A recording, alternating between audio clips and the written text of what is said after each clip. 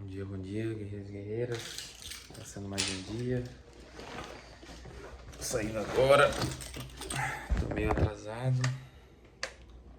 E de noite, deixa eu contar a história pra vocês. De noite, era umas 3h40 da manhã. Meu amor acordou, foi lá na cama chamar a gente. Quando é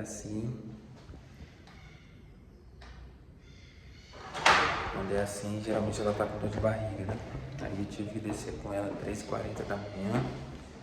Aí ela fez xixi, fez cocô, assim meio mole, mas ainda era cocô, não era diarreia. Aí eu desci com ela agora, e o cocô dela tá um pouquinho mais, então provavelmente ela deve estar com diarreia. Deve ter sido da ração, né? Mas aí vamos lá pro hospital, começar mais um dia. Então vamos lá, pessoal, já aqui no hospital, agora são 6h58. Cheguei um pouquinho depois do horário que eu chego. Vamos lá, começando o dia pedindo a proteção de Deus, que a gente enfrente os desafios do dia, consiga auxiliar da melhor maneira as pessoas que cruzarem o nosso caminho. Olhei o mapa ontem, em princípio de manhã eu tô só pelas urgências, e à tarde eu tô nas endoscopias e colonos. São 4 ou 5 colonoscopias e colonos. Então vamos lá, trocar de roupa, vamos ver o que aparece agora de manhã.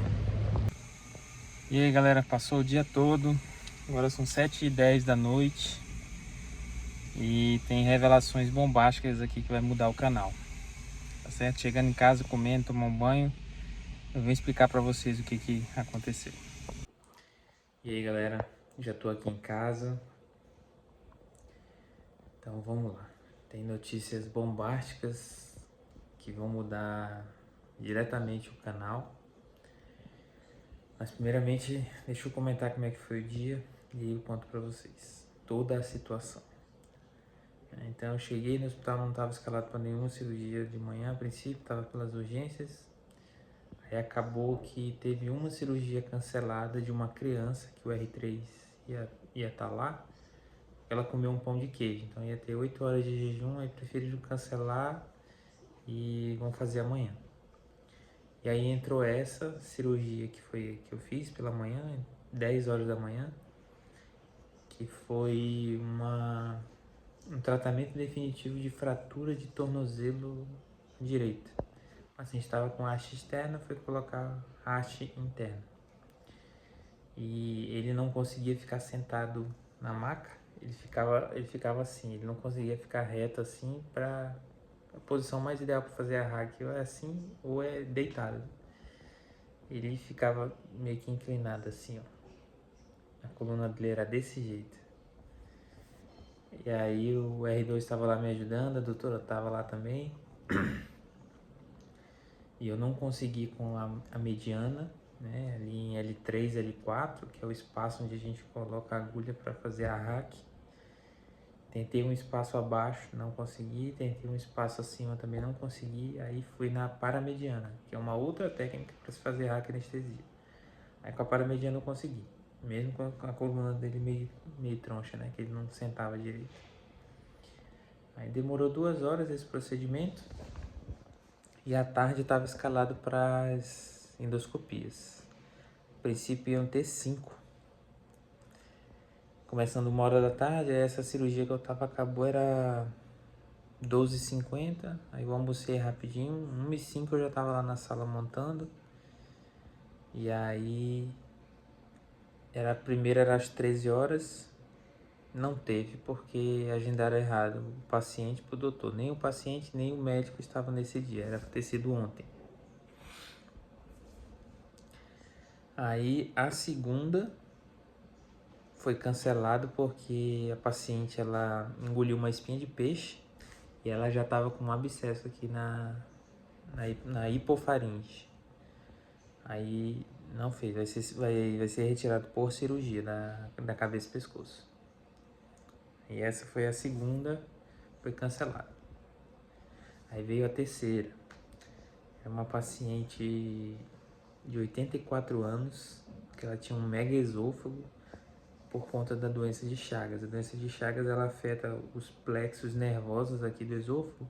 Então o esôfago que é para ter esse calibre, assim, às vezes fica com 10 centímetros ou mais de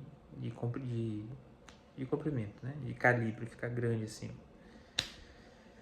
Esse é um caso desafiador e essa paciente ela ia fazer endoscopia e colonoscopia. Mas ela teve preparo inadequado, estava com muitas fezes, né? E aí o terceiro procedimento foi cancelado. Aí o quarto procedimento era de um paciente que ele ia fazer endoscopia e colono para investigação de diarreia com sangue, que a gente chama de melena, ou hematoquesia, que é sangue nas fezes, né? E aí, esse paciente, além de ter todo esse quadro, ele tá com câncer de laringe, um carcinoma, tava com traqueostomia, que é aquele caninho aqui no pescoço, e tá com câncer de pulmão, síndrome consumptiva, tava bem emagrecido. Aí eu passei o caso para a doutora ficou lá na sala comigo, me deu suporte, aí a gente fez a sedação dele, não foi com medicação venosa, geralmente se utiliza Propofol. E como ele já estava com a tráquea, a gente colocou o oxigênio pela tráquea e ligou o sevoflurano, que é um gás hipnótico. Só que o que aconteceu? Ele chegou lá na sala para fazer endoscopia com a tráquea metálica. E a tráquea metálica não pode se usar, porque se precisar, ela não acopla no ventilador. E se precisar usar cautério no paciente, não vai poder usar, porque senão vai queimar ali onde tiver metal. E aí trocou a cânula da tráquea para uma de plástico, a gente acoplou, ventilou o paciente, oxigenou e sedou. E aí fez o procedimento, graças a Deus foi tudo tranquilo. Demorou acho que 25 minutos para fazer a endoscopia e a coluna. E aí foi o primeiro procedimento. O quarto foi o que teve. E o quinto era um paciente que teve um rebaixamento de nível de consciência assim súbito e estava com história de melena. Mas o problema é que ele estava entubado e usando drogas vasoativas para manter a pressão dele no nível normal muito alto. Estava com 30 ml de nora, que é muito alto. E a hemoglobina dele, que a gente vê a parte do sangue, os glóbulos vermelhos, para ver se ele estava com anemia ou não, porque quando a gente sangra a gente fica com anemia. Esse paciente ele chegou com HB de 14, o que é normal, e hoje ele estava com HB de 16. Aí conversei com a doutora, passei o caso, ela falou que não ia fazer porque deveríamos investigar outra história de choque, né? Porque ele está usando drogas vasoativas porque ele está em choque. Alguma coisa está fazendo a pressão dele cair e não ter oxigênio no corpo disponível para os órgãos. Mas o caso dele não era choque hipovolêmico por ser choque hemorrágico, ou seja, não era um choque que estava com pouco volume porque ele estava perdendo sangue, que a hemoglobina dele está normal. Então deveria ser investigado outras causas de choque do que proceder a fazer esse exame e o paciente instabilizar ainda mais durante o procedimento. E acabou que foi cancelado. Então das 5, só teve um. E aí, isso aí já era 5h30 por aí. Aí chegou uma neuro de urgência, uma craniectomia descompressiva, que é tirar sangue da cabeça. Essa aí é a cirurgia do R2. Eu tava lá ajudando ele. Aí o outro R2, o Ranieri, me chamou pra gente fazer uma cirurgia geral, que era uma retirada de cisto hepático por vídeo, né? Colocar a câmera dentro da barriga e retirar. Foi questão de 40 minutos todo o procedimento, né? A gente induziu, intubou a paciente, foi intubação fácil. E 30 minutos foi feita a cirurgia, drenaram o abscesso, o cisto hepático, E acabou, aí no finalzinho do plantão ali, 5 para as 7, a gente entubou o paciente, aí o pessoal chegou para render e levar para a sala de recuperação fazer anestésica. Enfim, esse foi o que aconteceu hoje no dia. E a revelação bombástica é: o chefe da residência mandou no grupo dos residentes um documento emitido lá por Brasília que proíbe a geração de imagens, fotografias ou outras coisas dentro das dependências do hospital. Ou seja, a série Todos os Dias da Residência eu não vou poder mais conseguir gravar dentro do hospital. Tem que pedir uma autorização especial para a reitoria, ou seja, eu tenho que fazer todo um processo burocrático para poder gravar dentro do hospital. Isso aconteceu porque ano passado estava tendo uma cirurgia, aí o pessoal parou para tirar uma foto, postou nas redes sociais e o parente desse paciente viu essa foto e esse paciente foi a óbito. E aí o parente caiu em cima dizendo que ele morreu por conta da equipe ter tirado a foto, né? E aí por isso proibiram todo e qualquer tipo de gravação nas dependências. Então o que eu vou fazer? Eu vou gravar o início do dia e todo final do dia ou na manhã seguinte do plantão eu vou vir aqui conversar com vocês. Contar como é que foi.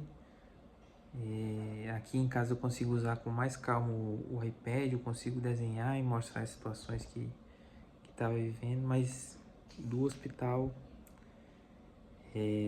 ficou proibido de gravar e postar sem ter autorização deles. Vou fazer o documento, vou mandar lá para a reitoria, mas acho que vai ser negado. Mas não custa tentar, né? O não a gente já tem. E aí, conforme eu for tendo resposta desse documento, eu volto aqui e converso com vocês. Mas eu não vou deixar de comentar as situações, de dizer o que eu achei, o que eu tô sentindo, teve uma situação diferente, o que aconteceu no dia a dia. Eu só não vou conseguir fazer isso lá dentro do hospital, né? Porque eu não posso gerar nenhuma imagem nas dependências de todo o hospital sem ter autorização. A única caso especial, autorização que eles deixaram é no caso de cesárea e que tem que ser previamente autorizado pela própria paciente e os familiares, né? Se for fotógrafo, se for familiar ou outra coisa. Tudo isso é por causa da lei de proteção de dados ao paciente. Tá certo, galera? Então essa é a revelação. A partir de amanhã, dia 28 de maio, eu começo a gravar os vídeos, faço aqui em casa, na academia, quando eu for. Quando eu estiver entrando no hospital também, eu vou continuar fazendo do mesmo jeito. Quando eu sair, eu vou gravar, aviso pra vocês, ó, tô saindo do hospital agora, tal hora, vou chegar em casa, tomar um banho e venho aqui gravar pra vocês. Tá certo? Então por hoje a gente encerra, foi isso que aconteceu. E essa mudança na nossa série, na nossa saga aqui. Tá certo? Falou, abraço, sucesso e tchau, tchau.